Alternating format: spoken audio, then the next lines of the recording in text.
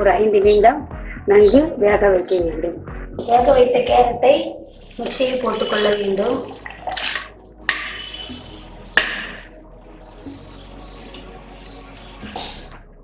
அதனுடன் தேவையான அளவு வெல்லம் சேர்த்துக்கொள்ள வேண்டும். வெல்லம், பனங்கற்கண்டு, பனை வெல்லம், நாட்டு சர்க்கரை எதுனாலும் சேர்த்துக்கலாம்.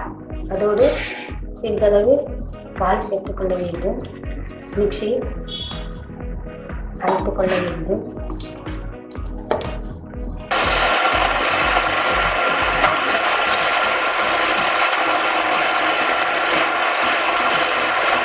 அரைத்து வைத்த கேரட் ஜூஸை தட்டில் ஊற்றிக் கொள்ள வேண்டும்.